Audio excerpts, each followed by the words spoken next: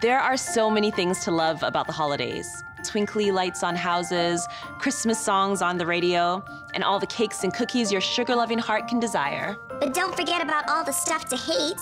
Like what, Mini Amanda? Like going to the mall during the holiday season. Yeah, that can be a nightmare. Buying gifts can be hella stressful. Yeah, I guess so. And don't even get me started on the torture that is gift wrapping. Well, luckily for today's episode, I've assembled a bundle of all the good stuff that comes with the holidays. The next 30 minutes are basically an art stocking stuffer of holiday cheer. I'm Amanda Paris. And I'm Mini Amanda Paris. And this is CBC Arts Exhibitionists.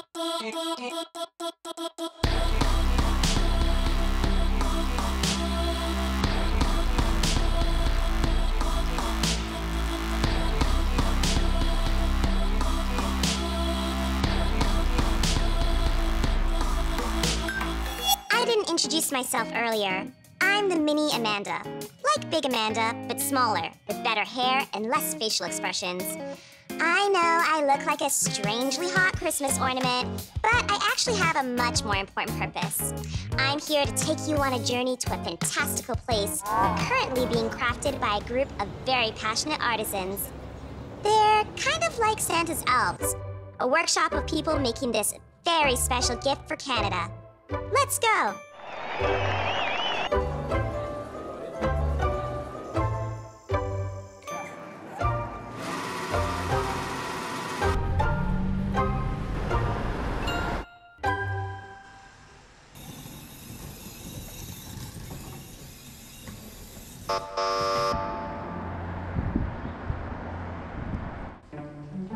We are in a boring industrial warehouse in Mississauga.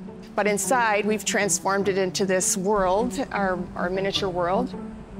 This represents our Toronto exhibit. Eventually, we were planning on modeling Canada coast to coast to coast.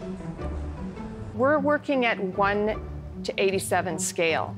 So to help you understand that a bit better, a person, like a 6-foot-tall person, translates to about 3/4 of an inch on our layout.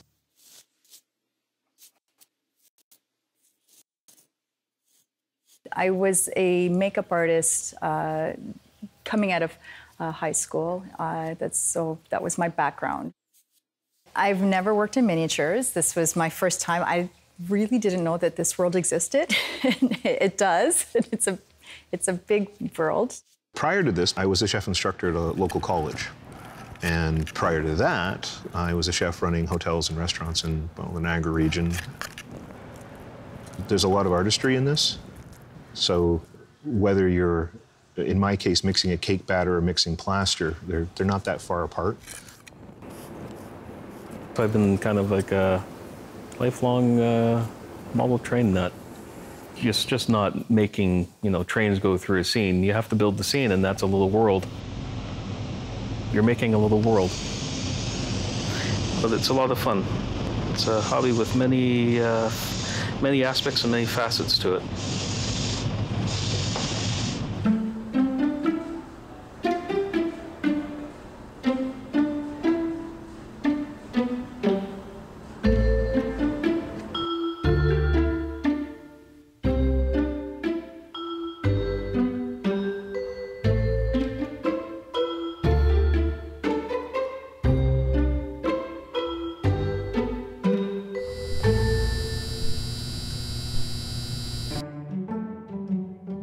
We have structures that we call caricature. Those are just representative of any typical structure you might see. And then we have our signature structures. So Chateau Laurier is one of those. It took about 11 months to complete. It was a huge project, and almost everyone here worked on that project at some point. We did it as a cutaway. Right, so you can see inside the hotel rooms, and you can see inside the kitchen, and the ballroom, the lobby. Now, we were each tasked with to create at least a room for Chateau Laurier. You use whatever materials you want, you tell whatever story you want. So that was a lot of fun, watching those pieces come in. My favorite color is red, and I love love. So I did the red room with hearts and a heart-shaped bed.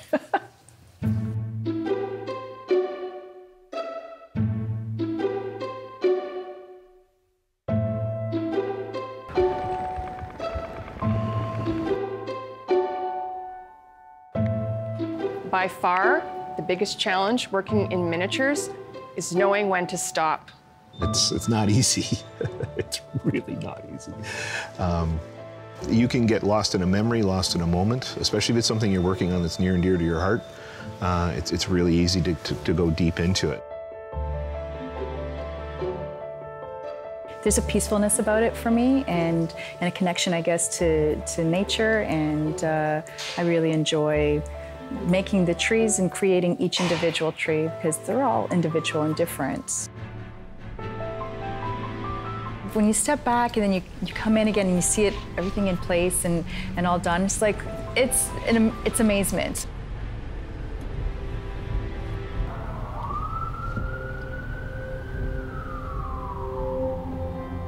We look at the projects yet to come where, you know, the tides of the East Coast, the Rocky Mountains, you know, what the polar north has to show, and the vastness of the plains. Canada's a pretty amazing country, and not everybody will be fortunate enough to get to travel the whole country in their lifetimes. So, you know, the hope is you can come see it in a day. Being turned mini was super fun. FYI, it took 120 cameras and a 3D printer to make my little monster, and now she'll live forever in miniature land. If you've ever wondered what to do with all your old wrapping paper from gifts, don't worry, I've got you covered. I found this 1979 treasure in the CBC archives that will help you creatively reuse that old pattern and maybe inspire you to start rocking thick pink headbands again. You'll be seeing clips of this craft throughout the episode. Now, we've got 2 styrofoam balls here in front of us, and we're taking our courage in our hands as well as wallpaper paste. We're going to plunge right in here, aren't we? Well, you make them from, the best thing is from old, but if you don't have old, you can go buy some beautiful paper. This happens to be a German paper that's been put out this year with, again, nostalgia. This is gift wrapping paper. That's right. Coming up, we're visiting a festival that will light up your heart. You let the paper determine how you make the ball. But in this case, the easiest way when you're working with children or older people, it's easy just to cut a piece, which on a 4-inch styrofoam ball, wind it around, and just so it overlaps. That's really all you need to do, and it makes a very pretty ball.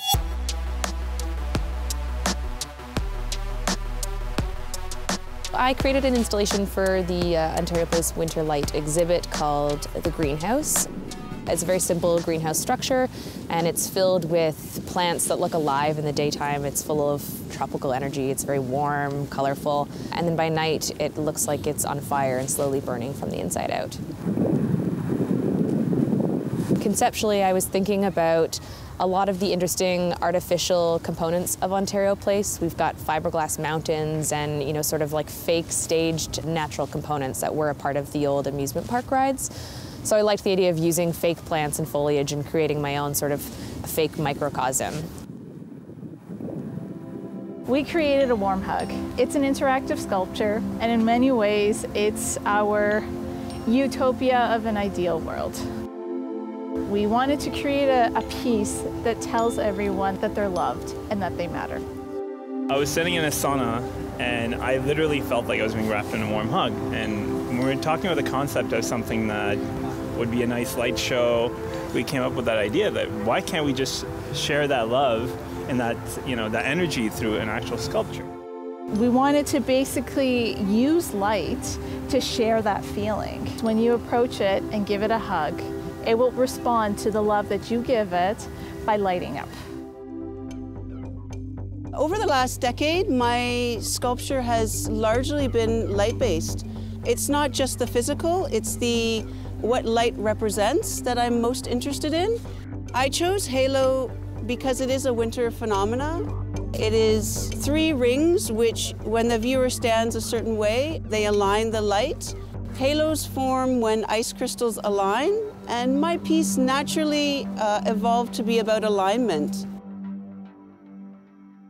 Art is a way to engage people in topics that might otherwise be intimidating. My goal with this project in particular is to provide, you know, something beautiful and something that people can enjoy on the surface level, or if they choose to dive deeper, they'll start to think about the issues related to climate change and global warming that the work is really about. You watch the news and all you see is hate and fear. And we want to bring back that hope to remind people that there is goodness out there. Everyone deserves a warm hug, you know, regardless of who you are, where you're from. It's without judgment, without any biases. We want to encourage people to just pass on the love to the world. This piece has become very popular because it does have a strong interactive element. People are able to stand within it and interact as well as take pictures. They literally feel within a halo. Our piece in many ways is a call to action. You expect to look at art and you look at it very passively and you walk on to the next piece. Seeing people approach it, it's so magical just to see that expression on their face. It's a sense of wonder, it's a sense of something greater than themselves.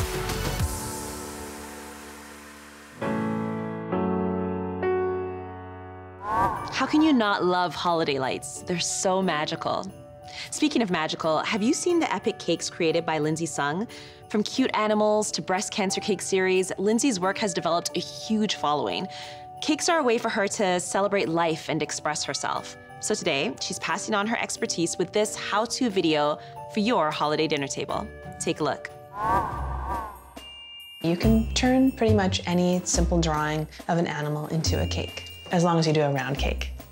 Step 1, choose your drawing. So I'm gonna do a light blue Arctic fox cake, which is kind of wintry, but say if you wanted to do one of your own pets, like a cat that has like patchy fur, or one of your dogs, you could just draw him or her and then translate that onto a cake. Next, break your drawing down into basic elements. I know my cake's going to be a circle, so I've baked round cake layers. And I know that I want to have this part to be blue and furry, so that's why I've got my multi-opening tip, which will give me my fur. And this part is going to be buttercream, and these elements are all going to be fondant in the ears as well. Buttercream is delicious. It's creamy, it's almost ice creamy sometimes, and it's got that essence of vanilla and that creamy texture, and it's dreamy. Next, pipe the buttercream fur. I'm going to actually use one of these skewers to draw the lines of where I'm going to pipe onto the cake. And so I'm just going to go all the way down there, and on the other side, I'm going to do a mirror image. Then you're ready to go. Just follow that line and pipe along. So I'm going to hold my bag upright, squeeze and pull away. If you wanted longer fur or you had like a super hairy, long-haired dog or something, you could just squeeze a little bit longer and pull away and the strands will follow. So I've colored my buttercream like a light Arctic fox blue, and I'll just fill in the whole top. And next up, we're going to make the fondant features. So we'll make the eyes, the nose, the little rosy cheeks, and the ears. And there's a little tongue that's optional as well. So we're gonna need white, black, and pink. I'm gonna go ahead and start making the ears, and I'm just going to split this into two. And then with my hands, I'm just going to roll it into a ball, and then from there, shape it into a triangle. Put the wooden skewer into the bottom of the ear that I made. And then we'll do the same with the second ear. And now I'm just gonna do the little cheeks. Gently flatten it out. And I'll just punch out. And to make a little tongue, I'll just use a tiny little bit, roll it into a ball, squish it and indent it like a little cartoon tongue. Okay, and now we're gonna do our eyes and nose. I'll take the black fondant, make it look a little bit more like an animal nose. Next, we're going to put the face onto the cake. Gently press down, and I'll add my pink rosy cheeks. Oh my goodness. Okay, I gotta put the tongue in. Just jam it right in there. So for the ears, you can jam them into the side, or you can sort of put them on the top on an angle. So I'm gonna put them on the top on an angle, finish off piping the ears. And so here we have our blue Arctic fox buttercream cake. Coming up, Professor Lees is here to feed all your holiday nightmares. And you're just gonna take it in your hand and roll it around the ball. What about the lumps? Oh, don't worry about it. No. Oh, allow me. It's a good thing this stuff is washable, isn't it? People who are a bit uncoordinated could always tie a string from the ball to their wrist so they don't lose the ball. And you will have wrinkles. Don't worry about that because your glaze will cover it all up. Ah, Christmas. The time of year when carolers come to your door, stockings hang under the tree, and a demon eats your eternal soul.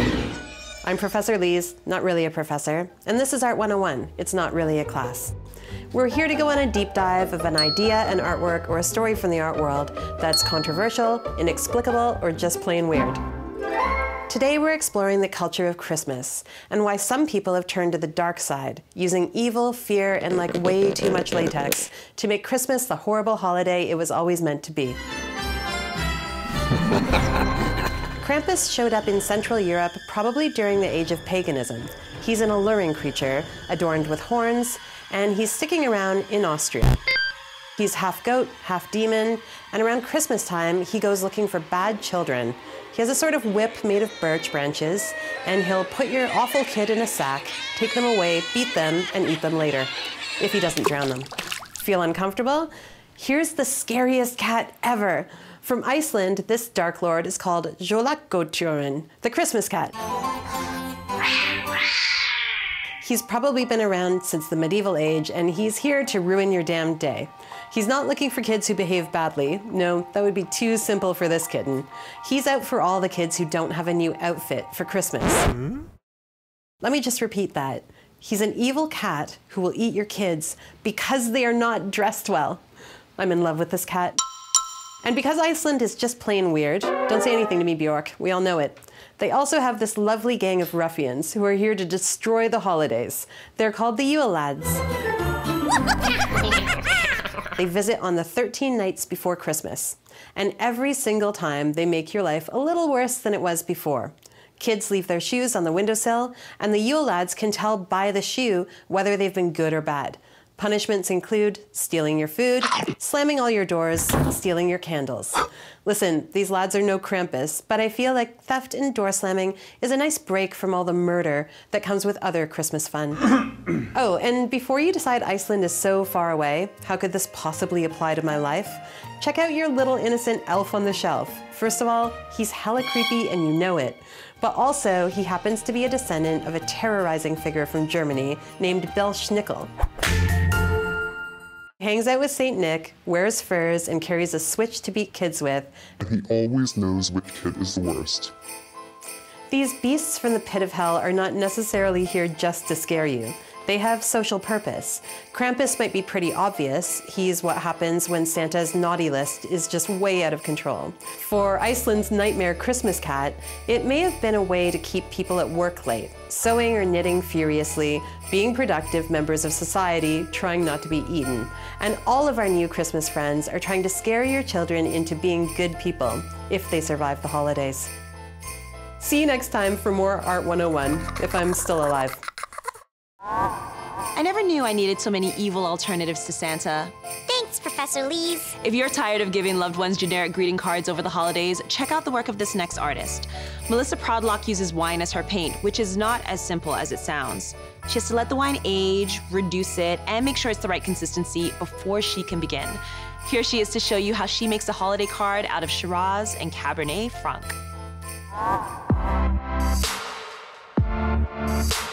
I'm Melissa Prodlock. I paint with wine, and I am going to get you into the holiday spirit with some wine art. For this one, I've sketched out a wine glass with like a little Christmas ornament, and then the holly, and then the idea is to put a little ribbon around the stem of the glass to add that little holiday cheer. This painting is going to be done entirely out of wine. I've got a few options here. We've got a Cab Franc reduced. So it's basically just having wine on the stove, boiling it down to a nice, thicker liquid form. And then I also have wine that I purchased when I was in Cyprus that has a nice red tone to it, or hue to it, to hopefully match with the Christmas theme. I know when it comes to glass, You don't want to, you want a lot of white space. Yeah, glass is hard just because you have to really watch where the light is going to hit the glass. And I don't really have a photo to look off of. I do have these wine glasses right beside me, so at least I can kind of judge where the reflection is coming from. I'm sure people would love to have something like a Christmas card that they can send out that might be a little bit more unique than the average one that you would purchase from a store, especially one that you can at least tell them that it was done in wine, which isn't usually the common thing. If there's an artist that you think should be on CBC Arts Exhibitionists, or if you have a holiday story that you want to share with me, I would love to hear it. Send me a message on social media. Our handle on all platforms is @CBC Arts. I hope you have a safe and happy holiday season. I'll see you again in the new year with even more stories and adventures from the Canadian artistic landscape. Peace. I think I used too much wallpaper paste. That's okay. Here, I'll give you a paper towel. Getting You can all wipe your over. hand. That's right. But it doesn't matter. It washes out. That's one thing that's very nice about this. And you just smooth it all out, and then you'll have it so it's very pretty. Do you know, I was wondering, could you use photographs? Wouldn't that be great for a grandparent or a relative? Yes, it would, but it doesn't work. And the reason it doesn't work, they're too stiff. This has been great fun. I think you've spared a lot of people a lot of heartache and agony in the stores.